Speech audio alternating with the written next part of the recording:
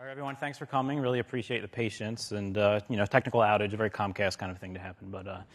So who here is familiar with Hypermedia APIs? Anyone actually worked with one, built them? Good, so we have a decent number. So I'm going to talk about how we built a Hypermedia API that's driving our next generation mobile apps as well as PC. So just for a little bit of context, this is the minimum of shilling I'll do. The Comcast Xfinity X1 entertainment operating system, Comcast is really good at naming things, that's our next generation platform. So basically it brings the set-top box experience to your iPhone, to your tablets, to your PC. So we are driving that experience through a Hypermedia API. And this thing actually allows you to watch live TV, allows you to watch your DVR recordings, and it allows you to watch your on-demand content, all through all your different screens in your household. So a bit about the architecture. We're the middleware. We're the Hypermedia API, and what we basically do is we interact with dozens of Comcast services that bring that content and give all the data we need to display that to you. And then we drive that down to all the different clients that we support, iOS, Android, PC, and then some set-top box functionality as well, with some more of that to come. So let's talk a little bit about Hypermedia, a little bit of background on what that is. So we're all familiar with REST, I assume. Get, post, delete, put, resource orientation, very common, sort of the default mode for an API these days, usually delivered over JSON, which is fine. Commonly missed, though, with REST, it is not RPC. It's really not. Roy Felding, in his thesis, when he invented REST, explained it, made the very important point, REST APIs must be hypertext driven. So clients really should not have hard-coded URLs, should not necessarily know all the parameters that they have to send to URLs. They should be able to browse an API just like a website. And that leads to the really awesome acronym Hypermedia as the engine of application state, HADIOS, which I try to avoid using actually most of the time. But what that really means is that you as a client, when you are consuming a Hypermedia API, the only URL you really need to know about and you should know about is the homepage. And from the homepage, you're going to be able to browse all the resources that are available in that API. So you'll see a list of those resources. You'll see a list of things you can do with those resources. Then you can follow a link to a resource. From that resource, you'll then find more links. You'll find links to other resources that are related to that resource, maybe sub-information, more details. You'll find links to all the things that you can do with that resource, delete it, create it, CRUD type stuff, but also a lot more than that. So that's the crux of Hypermedia, is that you only need to know about the homepage, and from there you can browse and explore and not have to hard code in lots of information about that API. On top of HAL, if we want to add some structure to what a resource is and how to explore it, there's HAL, the Hypermedia Application Language by Mike Kelly. He wrote about that in 2011. There is a draft RFC. It's in its 6th revision. So it's not quite standardized yet, but it's getting close. And there's community forming around that. What HAL does is it gives you some structure around that. So it's fine to say, yes, we're going to serve a resource, but what about where do I find all the things that I would like to know about that resource? So what HAL gives us is your basic resource state, and that's the orange part of this diagram. So those are just plain old JSON properties, fine. Then we have links, which are the relations between resources. So that could be the links I talked about, like finding more information about all the things you can do with that resource. There's also a very special link called the self link, which is required in all resources, and that is the identifier of that particular resource. So that's a URI. It doesn't have to be an actual navigable URL, but it typically will be the URL of where you found that resource in the first place that you would type into your browser if you were in a browser. It also allows us to do embedded resources, which is really powerful. So you don't necessarily have to follow a link to find a sub-resource. The server could choose to simply embed that. So then you don't have to take all those round trips to get all the data you would have by trolling through all those links. So brief example of how that would look in JSON, just to put a little meat on it. This is an example for a TV series called Silicon Valley. You guys might have heard of it. It's kind of appropriate to the venue. So at the top here, we have our JSON properties that we might have: title, duration, release year, typical, just standard JSON properties. Then what we have here prefixed with the underscore are the HAL-specific properties. So the first is the links we talked about. So there's the self link. That has a special attribute called profile, which kind of describes what the resource is. That's not really too important right now. You can see there that is the URL to this particular series. So if I wanted to go back and find this again, that would be the URL there. Then also the example here is credits. So to get the credits for this particular TV series, we don't have them embedded, but the clients could choose to follow this link, and then they would get all the credits about who was in the series and what part they played and that kind of thing. Then we also have the embedded section, where we're embedding, in this case, all the details of the episodes for this particular TV series. So we have a list of things, that's the episodes array there, and that is then giving you full-blown HAL resources in that list. So each episode there is a HAL resource. It has its properties like title, season, episode number, and then again it has links. So each embedded resource also has a self-link, also has links that explain things you can do with it and places you can go from there. And similarly, the embedded resources could also themselves have embedded resources. So you could end up with a pretty large graph of resources in a single response. So why did we use Hypermedia and HAL is a good question. So we did know that we wanted to use HTTP and JSON. Those things are well understood. They're well understood by humans. They're well understood by machines. We can parse it. We can read it. That's all good. With HTTP, we get all the well-known things we know about that, especially good caching semantics was one of the really powerful things for us that we had with that, and we're going to go into how that helped us drive performance. The whole idea of resource orientation you get from REST, and specifically Hypermedia, is just a good way to reason about APIs.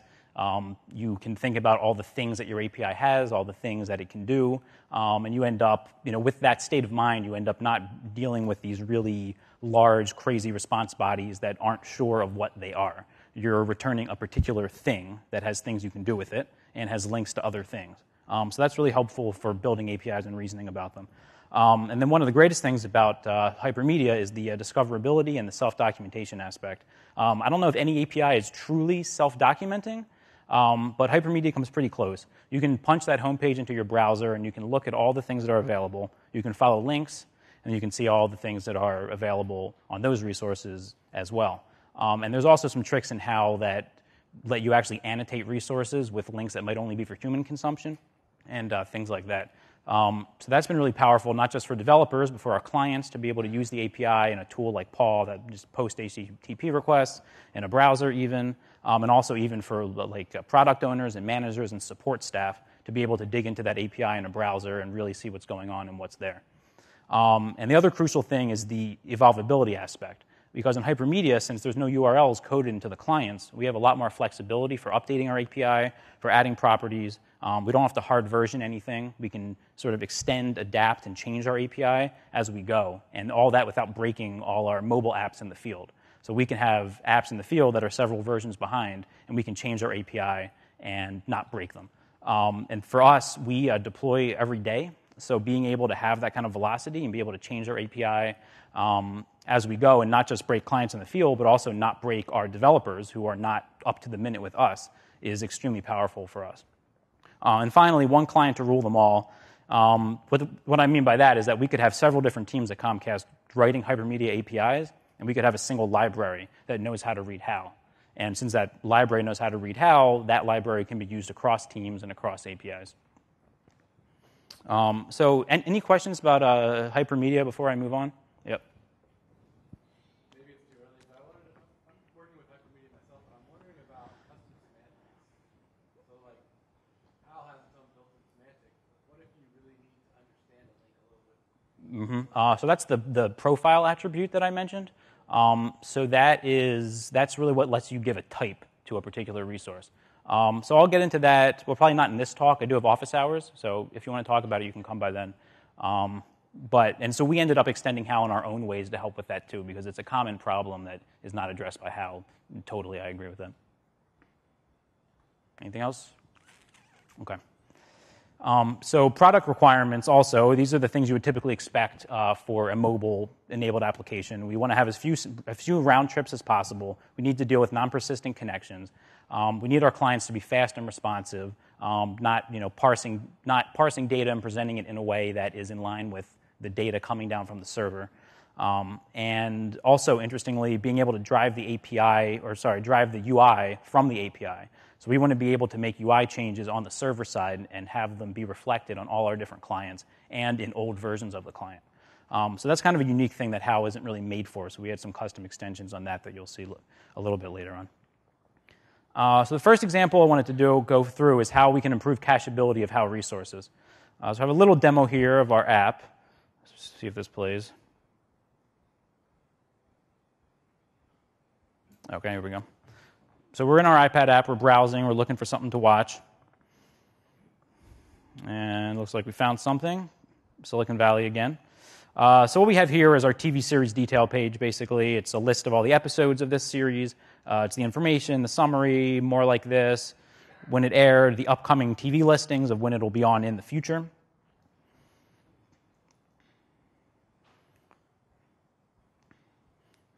So what this looks like in HAL, or what it could look like in HAL, is we have an endpoint here, TV series /1, that's the ID of the series. We have our typical resource state things happening here, title, all that good stuff. Then we have links to all the other resources that we also want, or that our clients may want to know about. So we have our self-link, again, very important self-link, what this thing is, who is it. We have a link to our episodes, which has a separate endpoint. We have a listing to VOD showings, which is video on demand showings for this particular TV series. And we also have a link to our upcoming listings. All things that we would like to show in the client when the user browses to this TV series. So the first thing our clients are going to say when they see this is, great, I don't want to make 4 round trips to get all the data that I need to display this. So the obvious answer to that in HAL is to simply take these links and turn them into embedded resources. So now we have all these resources coming down in the same response in a single round trip for our clients. So that's great. And we can go further than that too, and we can put in the embedded resources inside of our embedded resources. So in this case, these are recordings, which are DVR recordings. So you might have DVR recordings that you already made of episodes that already aired. You also might have recordings on the upcoming listings that are scheduled to be run. So we have all these things in here, and now we have all the data the clients need to draw a screen in a single response. Okay. The problem with this is now we've greatly changed the caching semantics of this particular endpoint. Because back when we were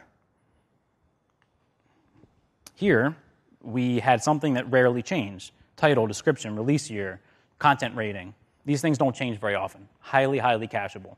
Now we're adding all this stuff that can change all the time. There are new episodes coming out. There are upcoming listings that are changing every day. There are on-demand showings that go in and out. So now this thing is not nearly as cacheable as it was previously. So we might make a trade-off here. We might say, okay, these things could change, but they probably won't change as often as they could. So it's okay, so maybe this thing isn't cacheable for a week anymore. Maybe it's not even cacheable for a day. We could compromise and say, this thing's cacheable for 5 minutes. And things probably won't change. Now, I could be looking at this on my iPad, and my wife is downstairs deleting all my recordings, and now this is no longer up to date. But I can wait 5 minutes maybe. The product owner says it's okay to wait 5 minutes to see that update because the performance will be better.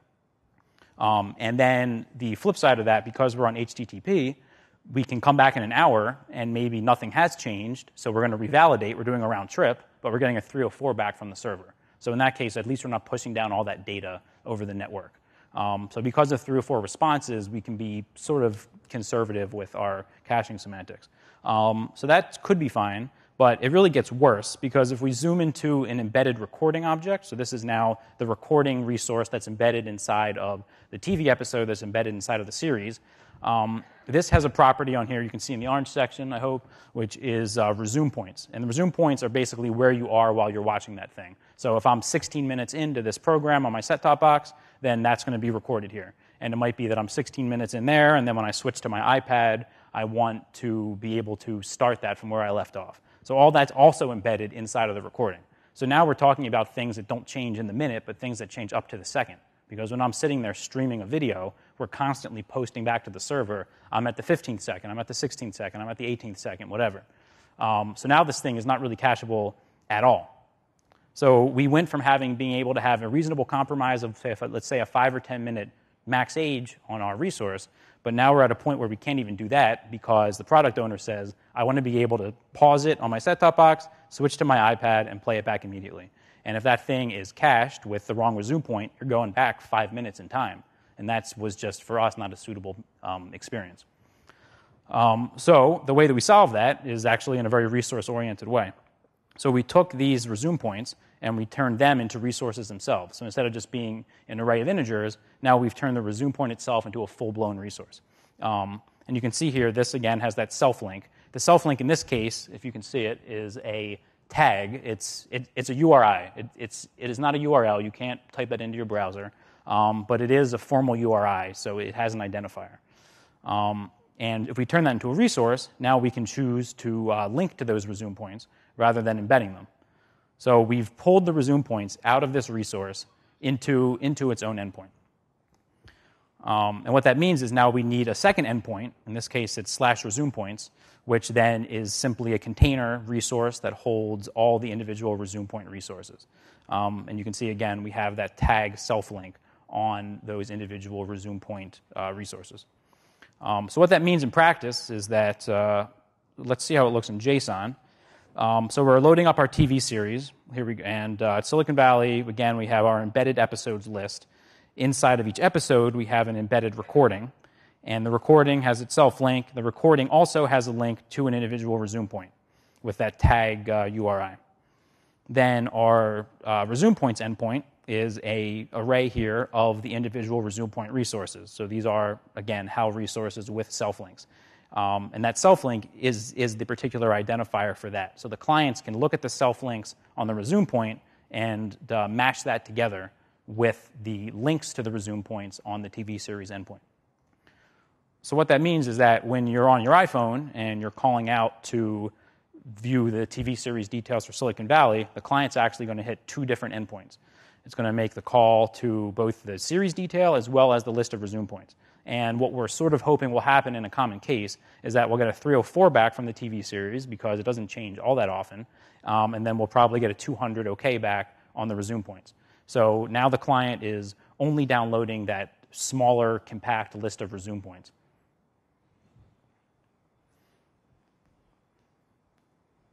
Okay. The next example here is how we were able to drive a smooth, responsive UI for a TV grid. So here's another demo. This is going to show what it's like to browse for currently airing and future airing TV listings in our app. As you can see here, we're now looking at the TV grid. We're scrolling all the way down, all 1,000 channels, whatever the heck we even have anymore. And we can scroll through all those, and we also can scroll a full 2 weeks into the future. So the product requirement here was we want to be able to scroll 2 weeks out really fast without a delay for the user. So we're scrolling out days and days at a time here. And hopefully you guys can see it, but what's going on there is that as they're scrolling, that grid is already drawn in the background. We just don't have the actual titles of the individual listings there. So the particular requirement here was being able to tap that all listings TV grid button and be able to scroll immediately all the way through all the channels and be able to scroll in some kind of reasonable, smooth way 2 weeks into the future. So we could just dump all that data down on the client from the beginning and have them parse it and display it, and it would all be there and we'd be good. Problem with that is that, okay, the average customer might have 500 channels, and the data for that with the call sign and the name and the image link and the stream links, 1.2 kilobytes per channel. That's 600 kilobytes per channel, or sorry, for all 500 channels, okay? But now at the TV listings, like we can be conservative and say there's 24 shows per day on each channel. So that's 12,000 TV listings per day. For 2 weeks, 168,000, and they're small, 397 bytes, but we still end up with a 63 meg payload for that. So it's not feasible to push that down to the client, just for the data transfer time as well as the parsing time. So the solution to this was to sort of componentize what happens. So even though you're looking at a single screen inside of your iPad app or your iPhone app or whatever, the client's actually making 3 calls on the back end to make that happen in some kind of reasonable way. So the first one is the channel map call. This is going to be a list of channels. That's all it is. And so it's returning a containerized resource of a list of channel resources. And again, you can see here the self-link on the channel resources is a URI. It's a tag URI. So that's the identifier for that particular channel, in this case HBO HD. And And then the next one is the grid shape. This takes two parameters, the start time and then how many hours in the future you want to go. So this similarly returns a list of things. And in this case, the list is it's a list of the offsets of when the TV listings air. So what that means is that it's looking something like this. So if it's 10:15 in the morning and you're looking at the listing for a particular channel, the show that's currently on maybe started 15 minutes in the past. So that's the negative number there. And then the next TV show starts 951 seconds into the future. The one after that, 2,751 seconds into the future, and so on. So we're giving you a list of offsets of when each show starts on each channel. So what that means is that we now have, when these two calls, which are relatively compact compared to all the data of the individual listings, we have all the data we need to scroll all the way down that list for all 500 channels. That's all down there. And we have all the information we need to draw the grid in the background. So not the data on that grid, but just the individual vertical lines that segment where those listings start and stop. So with those two calls, we now have something that the user can actually interact with on their iPad. They can scroll all the way up, and they can scroll 2 weeks to the right. And that is just with two calls, just giving a medium amount of data. Then we finally have our final call, which is what we call the chunk call. That's just a list of TV listings. So you're going to do that in smaller chunks. And this is going to return the TV listings linked back to the channel. So these have their own self-link, which is not shown on here, but they have a channel link that matches up back with the resources, the self-link of the channel resources we got from the first call. So the way that works in practice is that when you go to that TV grid page, you're going to call out, or the client's going to call out to all three endpoints. They're going to get all the channels in one call. That is your x-axis, or sorry, your y-axis. And then you're going to call out to the grid shape, and you're going to get the ability to draw that background grid for the full 2 weeks. That's 336 hours. So now, with those two calls, like I said, you have the full UI to scroll all the way up and all the way over. And then we're going to call for the first 6 hours of our listings. So that's going to be the kind of first screen and a little bit more for the user to see. And then the client from that point can then, you can see here, we're now much, much smaller than 64 megs for the entire data. We're doing it with a much smaller data set. And this is still a lot, but it is reasonable. And it's not compressed, these numbers either. So the client from this point can then just continually call out and get more listings. So it could simply anticipate and just get the next 6 listings, the next 6 listings, et cetera. If you scroll 2 days into the future, the client can see where that smooth scrolling stops and then call out and just get those 2 hours if they want. So you can have that extremely responsive experience without pushing down all this data. And there are lots of ways to solve this problem, but the question, or the sort of what happens when you're in the hypermedia world is, it's like, okay, I can solve this problem through all these very interesting data ways, but how do I do it in a hypermedia way, where everything coming down is an actual resource with an identifier, with links. And so this is the way that we came up with to do that.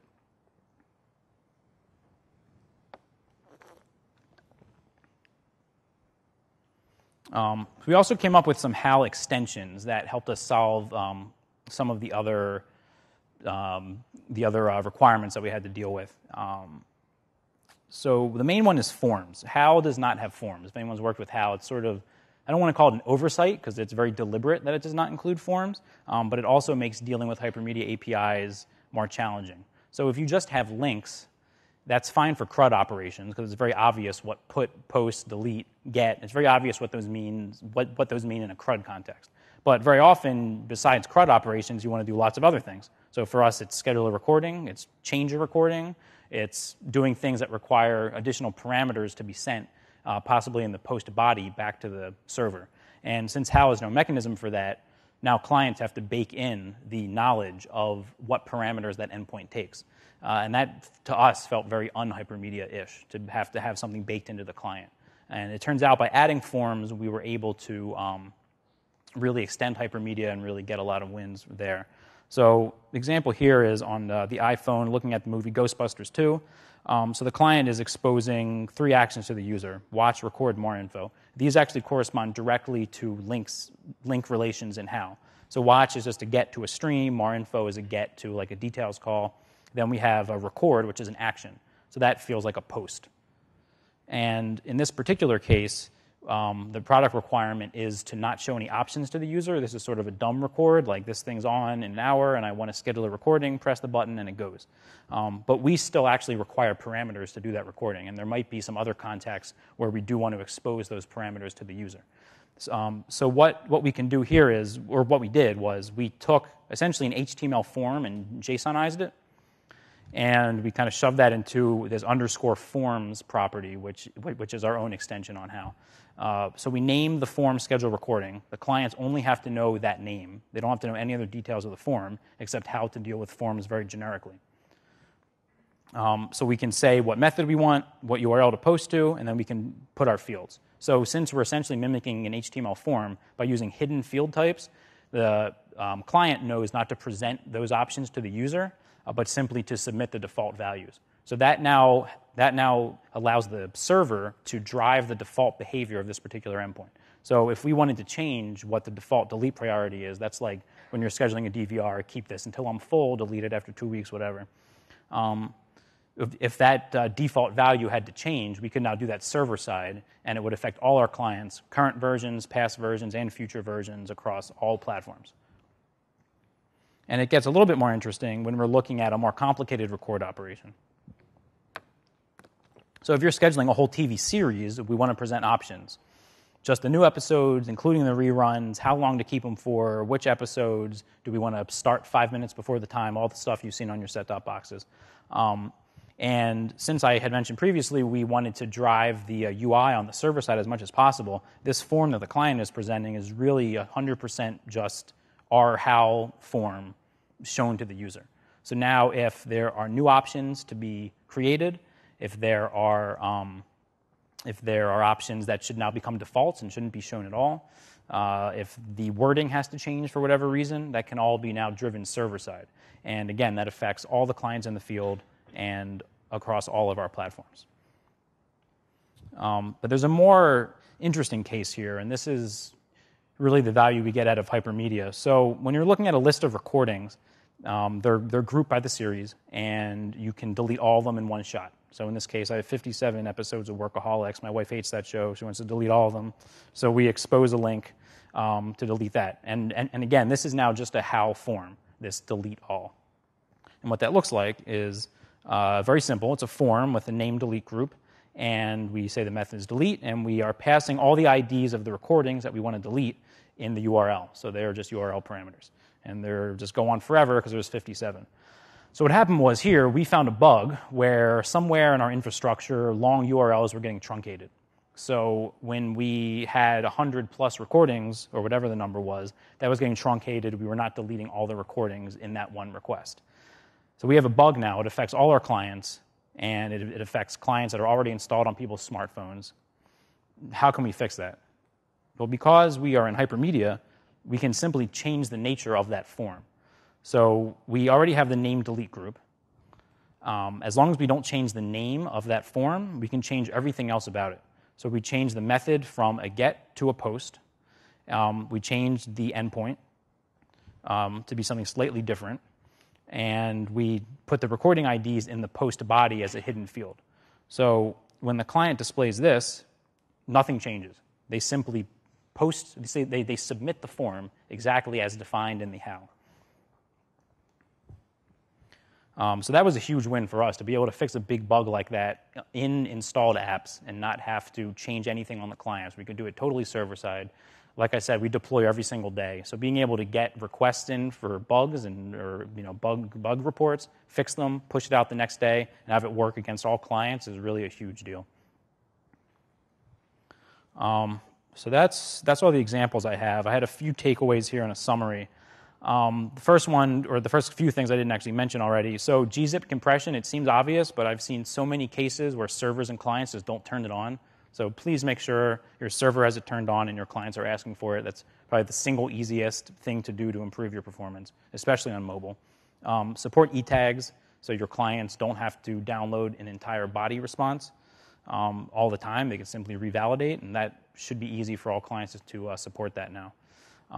Third, set your cache control headers. Try and be disciplined, and from day one, put your cache control headers in there, so the clients know how long they can save things without having to bother you at all. Or if things are not cacheable or shouldn't be cached, be explicit about that. Be aware of changing cache semantics when you're embedding. So it's great to send things down in one round trip, but think about, does that change how long clients can hold on to this? And if you're always setting cache control headers, when you're changing an endpoint, you're going to look back at that cache control header and say, do I have to change the max age? And that should be your signal that, maybe I shouldn't embed this, maybe I should be more careful, maybe I should break things out and let clients kind of mass things together on their own terms on the client side. And that can be really powerful because with the resume points, it's okay if the client loads a responsive interactive screen and then a few seconds later pulls in some of the details that were not quite loaded yet. And those details could be the things that are a whole lot less cacheable. And componentize your resources for drawing UI like we saw, and then forms and those kind of things can really add a whole lot of flexibility to your API.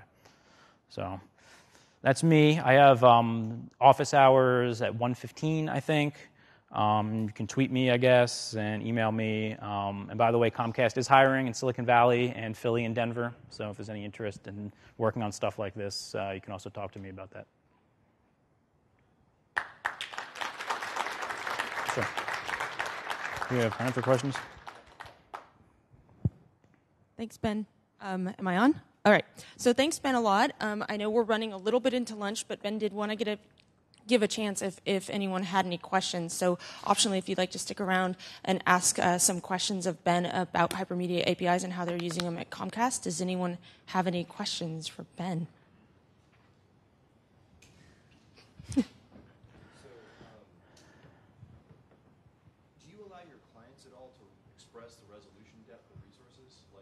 One of the things that we've looked at is whenever we start making those decisions, client A, the tablet, might want different resolution depth than the handset. So I want to repeat the question sure. so that we make sure everyone heard it. So the question was whether there was any possibility of allowing clients to suggest resolution depth, differing clients that may have differing needs.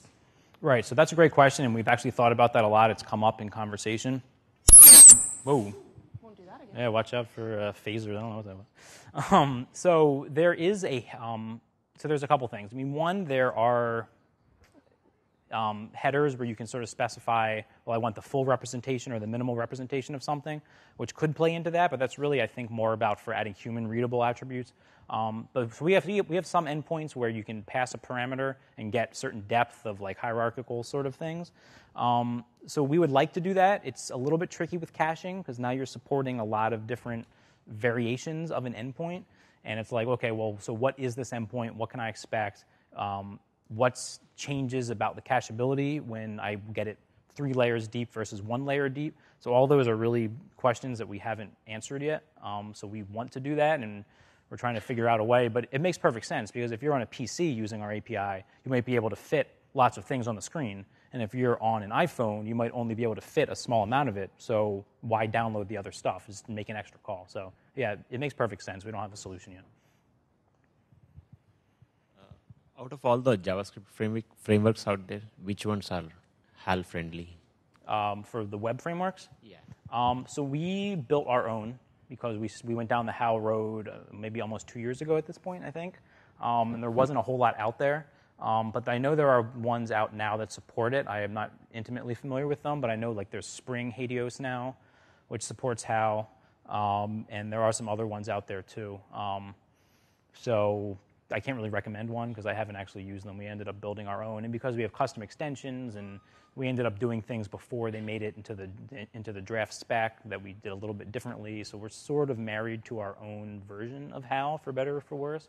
But if I was starting today, I'd probably start with Spring, but that's because we already use Spring, and all this stuff is on the JVM. Okay. Way back. Thank you. So did you guys consider the extra payload that we are adding with embedded resources, especially with the mobile clients and the bandwidth, how it affects the bandwidth? The added bandwidth, you said? So basically, with the extra payload, you're basically increasing. Yeah. So the extra payload is it's sort of a trade-off of Hypermedia, actually, is having a little bit more verbosity in your responses. And it's not even just the payload in terms of bytes, but it's the parsing time. because HAL takes longer to parse than plain JSON because you have to essentially go through it at least twice to resolve all the relations. So that has bitten us, and we just kind of accept it as a trade-off because for us, all the benefits of Hypermedia really help us drive development velocity. And so for us, we've been willing to accept that.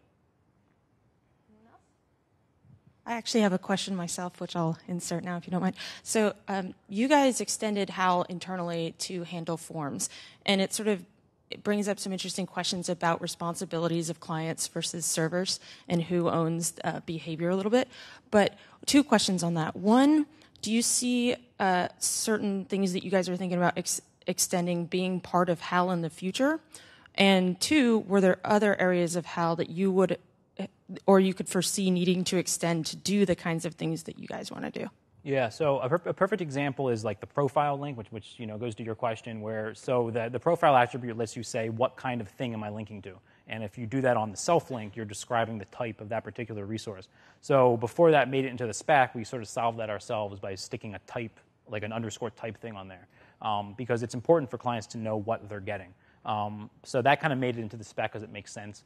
I don't know that we're going to formally submit anything or not. We've been tossing around that idea. There are a whole lot of other sort of draft standards or kind of standards to be that extend HAL explicitly. So it would probably be more about kind of embracing one of those. But I'm not really sure what the future holds for that stuff. But there's things like forms and types, and we also do like a lot of templated link things that are a little bit broader in scope than the standard template spec. Those are things that other people have thought of because they're problems that encounter. So there are people working on it. All right, these last 2 questions, and then we'll wrap. So in terms of, so I'm thinking about like, do you do any, you mentioned templating, but I'm thinking of templating in a sense of when you describe a type, say if you say this is like a video, do you ever have like an instance where your client will request against that URI with like an accept of like template? And then the server could return like the way to display that content? So I'm not sure I totally follow it. I mean, let me give you a couple examples where we do things like that. I'm not sure if it's exactly what you're asking. But so for example, when you're requesting a video stream, depending on the nature of this, our clients might in the accept header say, hey, I need this in HSD format, and then we'll send it back in that format. So that's kind of a typical use case of that. So we do that. For images, something we do is that we don't actually have full-blown image URLs in our resources, but we have essentially links to templates. And then the template says, plug in the ID of the TV series here and give me the size or give me the width and height that you want. And so the clients sort of know how to construct the URLs based on the HAL. And then we can send down the right size image, and we can do things like, well, we don't have that size, but this one's close enough or whatever. It can, and it has, if I'm going to be honest. But there are ways to do it without breaking the abstraction, I think. And that's something that would be pretty interesting to talk about at the office hours if you want. I noticed you had some batch type operations, delete, update. Have you had to struggle with any cache invalidation, or are those simply resources that you're not caching? Yeah, we have had. In fact, I think I just saw a bug report on that yesterday. Yes. So the way that we've handled that is that we might put a cache control header on a particular resource, like the thing that represents the TV series. But yeah, if the client schedules a recording for that, the client sort of has to know, hey, I'm invalidating the cache on this particular resource. So that's something that is kind of baked into the client. It'd be interesting to think about ways where it wouldn't have to be. There are sort of ways in HTML, I think, but if you're just using raw HTTP and JSON, I don't think that exists. So yeah, some knowledge of the client has to be there for that kind of thing. All right, thanks, Ben. That was really, I learned a whole hell of a lot.